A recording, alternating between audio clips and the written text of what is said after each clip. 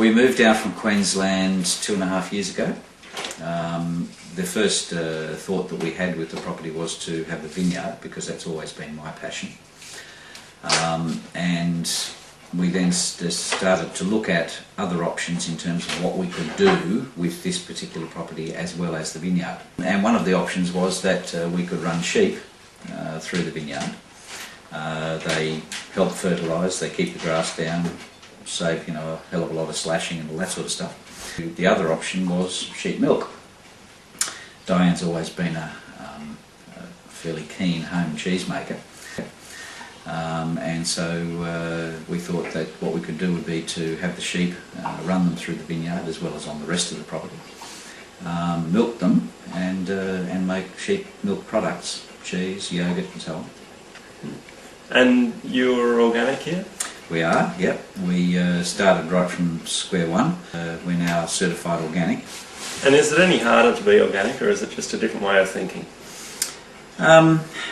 Well, it's certainly a different way of thinking, yes. But is it any harder? Probably not. There's a little bit more physical labour involved sometimes.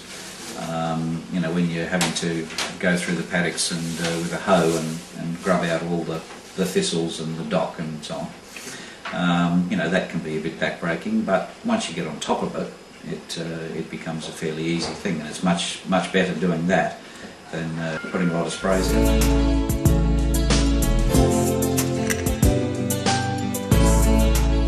Up in the dairy there we saw the sheep. How many sheep do you milk? Yeah, we're milking about 60, which is a fairly quick process. As you saw this morning, it only took us about 3/4 of an hour for the actual milking itself. Mm-hmm. And then the clean-up, of course, is very quick, because it's just a quick brush down and a broom and a bit of a mop, and it's done. You make cheese. Is there much demand for sheep cheese? There's a huge demand for sheep cheese, yes. Mm-hmm. At the moment, we can't keep up the supply to match the demand. So much so that we're looking very seriously at how we can increase our flock to get more milk, to actually have it available for making cheese.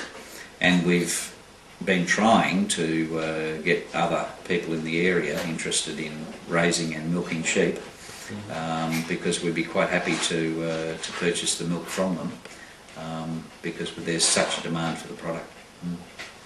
I saw in the visitors book there was quite a few names. How long have you been operating? Is that?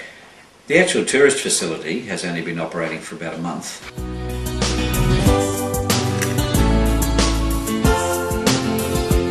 Can you explain the milking process that goes on up there? Sure. The sheep in the morning mostly go up of their own accord, a bit like cows. They learn the time of day, and they come up past what we call their smorgasbord, which is a container that has various mineral supplements and elements in it. It's on the principle that the animals will self-medicate. They'll actually take from that the minerals and elements that they need, and they won't touch the others. They come up through into the holding yards, and then from the holding yards up the ramp and into the dairy.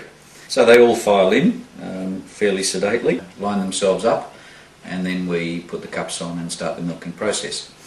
The machinery that we use is fairly standard milking machinery, same as you would have in any dairy, except for the fact that obviously the cups are different. We use very lightweight plastic cups, and the pulsators are different, because the pulsation rate of the vacuum has to be about 120 a minute, rather than much lower, which is what they use for cows, because lambs obviously suck a lot faster than a calf does.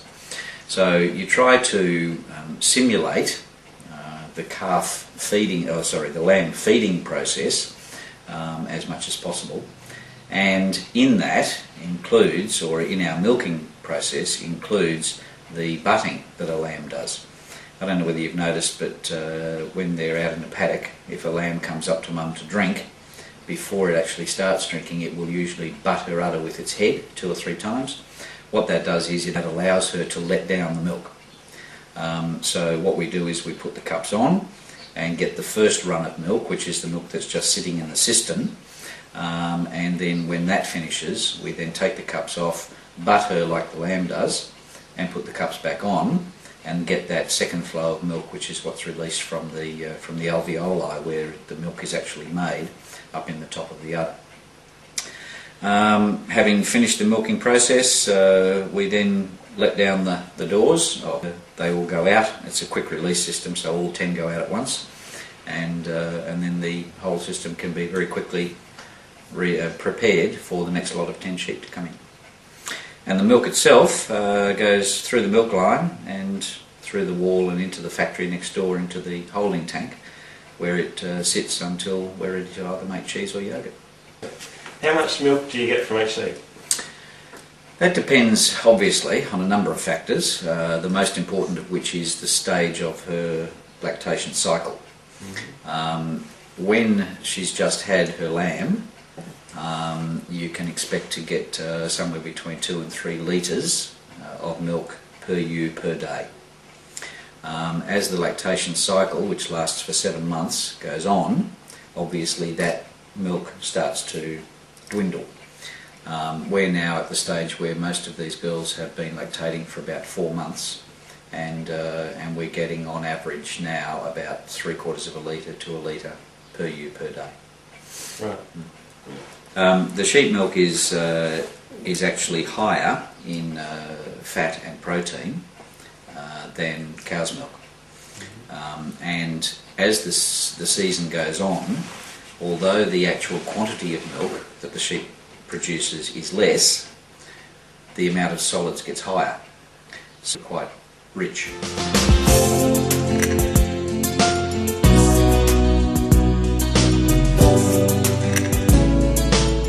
And you make the cheese on site. How do you do that? On site, well, Diane's the expert. I've only just started making cheese, but the basic process obviously is that to comply with health department and legislative requirements, we have to pasteurise the milk. Once the milk is pasteurised, then we bring it down to the temperature that we need for the addition of the culture. Culture is just a bacteria that we add to the milk, which helps to give the cheese its distinctive flavour. We then add rennet, which is a coagulating agent, I guess, where the rennet actually causes all of the fat molecules in the milk to cling together. What we do then is go through with what we call knives. They're not actually knives as such, but they're a framework which has a very thin filament in it. And we cut that curd into segments, little cubes or big cubes depending on the cheese that we're making. Cutting it allows the whey to come out of the curd. We separate the whey off, the curd gets put into the moulds or the hoops, and then that starts to all bind together to make the cheese. And the whey from the cheese making process is then pumped out into a trough and goes back to the sheep. Fresh cheese is obviously something that you eat almost immediately. Mature cheeses like the pecorino and so forth, we have to mature for at least 4 months before they really start to develop any character. And they just keep developing character. The pecorino that we made 12 months ago is now eating absolutely beautifully, and it's just a shame that it's almost gone.